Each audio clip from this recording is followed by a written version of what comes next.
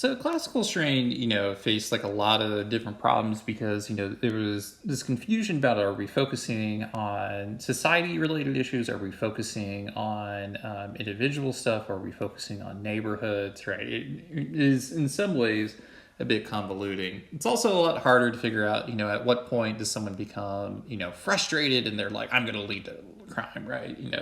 It becomes a bit convoluted. So there was a sort of like new rebirth where there was a new emphasis on individual level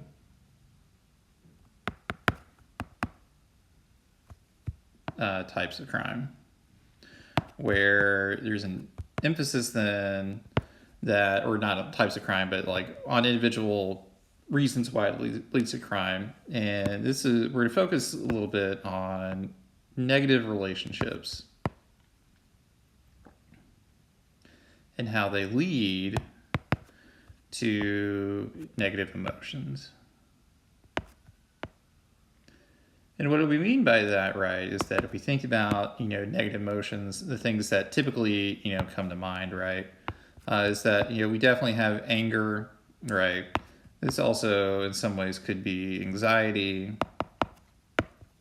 It can be depression, and so on, right? Where these form create a mind state, right, in an individual. And underneath, depending on how one copes with these, so if we have all these coming in, and there's this, cope thing right there, two pathways are kind of put in, right? Is that one is going to be, fine, and others going to lead to, a maladaptive behavior. And so what this theory tries to get unpacked then is how these negative relationships produce negative emotions, and then focuses on, what goes here, what intervenes to prevent or redirect people committing crime, right? So that's sort of like the core theory that's coming in, right? So if we go back to this little visualization, right? I like doing this. If you don't like it, I'm sorry, but not that sorry. Hopefully you'll be able to adapt and overcome. So on this then, right, if we think about this sort of decision tree, right, let's say that we have had a negative emotion or a negative relationship of some kind, right? Negative relationship. So if we think about the kinds of negative relationships that can happen, right, usually with other people, but not necessarily happens with people, right? We can think that, maybe I had a goal blockage. So I was prevented from getting something that I wanted to do, right? I wanted to sell my holographic Charizard for like bucos of money. I wasn't able to do it, or I wanted to do well in school, and the resources weren't provided to me. Who knows what that could be, right? It could also be someone where you remove a positive relationship, right? Where we think about like, oh, dude, Bae just broke up with me. She was my rock. I was going to do everything I could to be with her. Now she doesn't want me. I'm caught up in my feelings right now, and stuff like that, right? Or there could be, this imposition of a, noxious stimuli. And that could be things like, I just moved into this crappy neighborhood. I'm stressed out. I'm going to get jumped every time I go. Maybe there's this new hire in the office. Tim. I always pick the name Tim. Tim Smith is my fictional character name. I don't actually know a Tim Smith.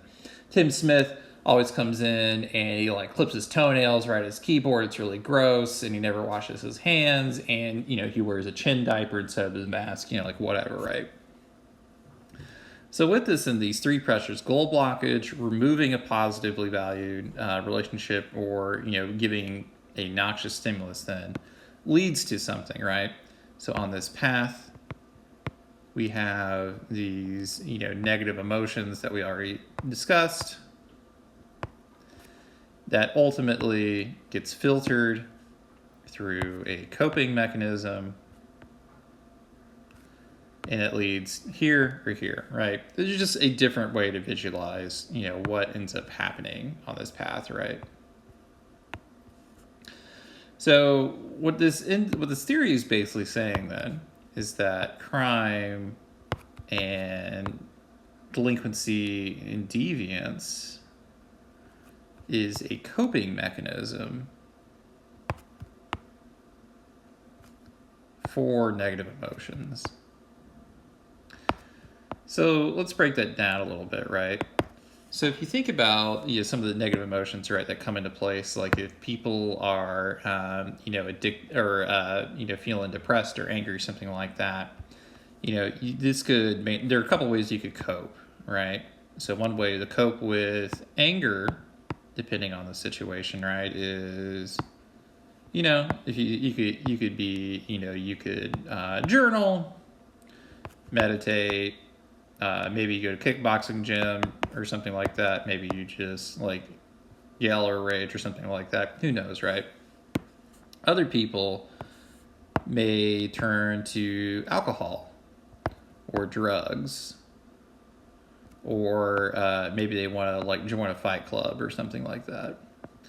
And so it leads into these maladaptive tendencies that aren't necessarily in the best interest of that person or the or other people, right? If someone is behaving in this way, so kind of a right? When we think about all these things end up mattering, and they can play an impact on playing with someone are these coping mechanisms, right? Doing it.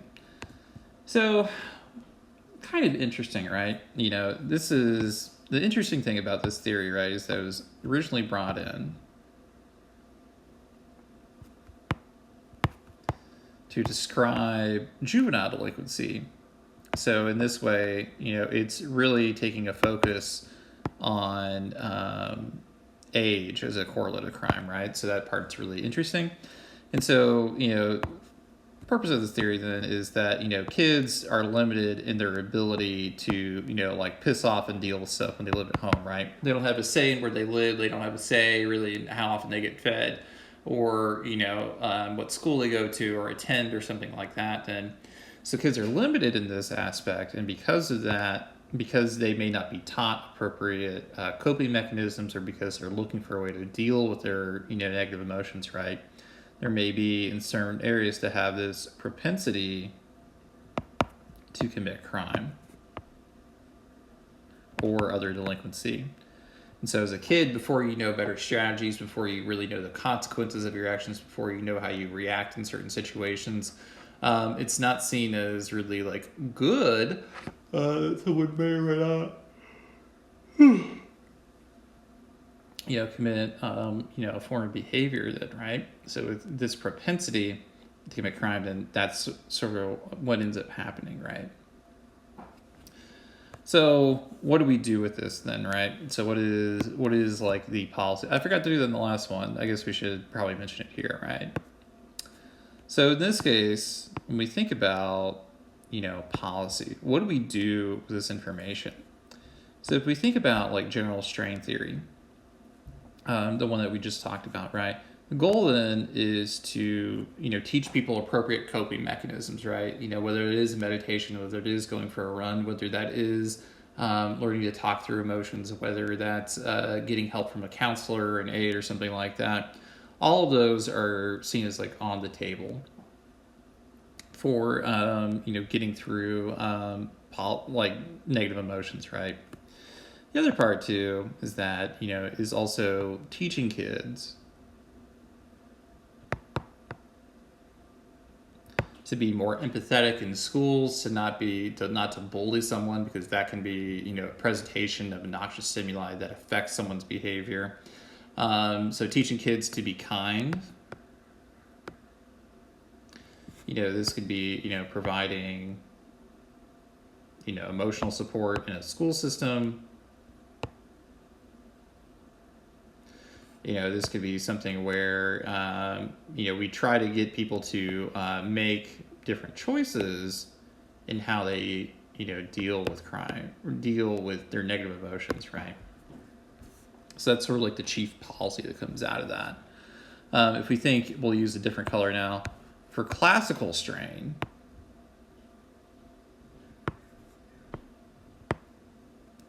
classic strain, this is good in terms of policy. We're focusing more on things that deliver opportunity. So that is a lot more about reinvesting in poor areas of society, putting in schools, roads, saving the economy to alleviate a strain or pressure with that. Okay, sorry, that was a little confusing, but we'll go back to general strain issues. So the big thing that's really, kind of plagues this is that there is a precision problem with coping. A careful reading of the theory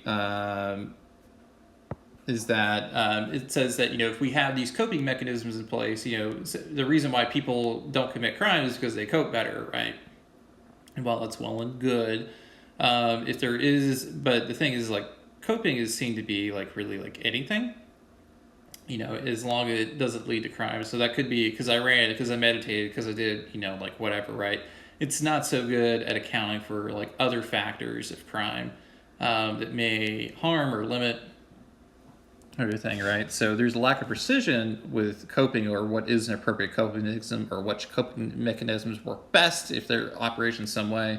So because there's this lack of precision, there's also some testing issues with coping, where it's hard to determine, is it really the coping mechanisms that why someone doesn't commit crime? Is there another reason, right? If it doesn't mean people behave in a certain way, what can it mean in, like in a different way or a different circumstance or something like that, right? So there's a lot of confusing stuff that could happen and occur because of that. If we also, think about, issues of scope, does this theory, possess the ability to explain a lot of negative behaviors, right?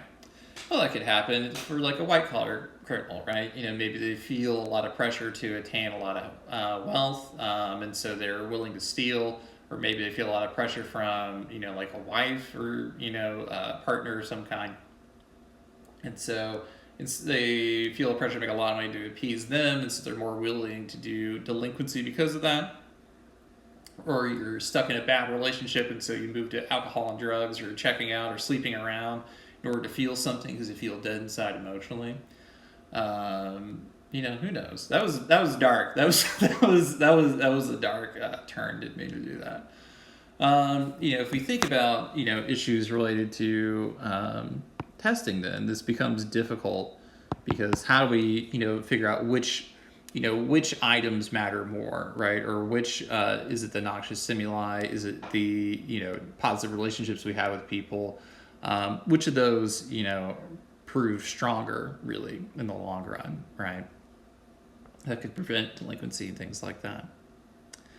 But with that, we'll just kind of end this here. I'll leave the correlates part of general strain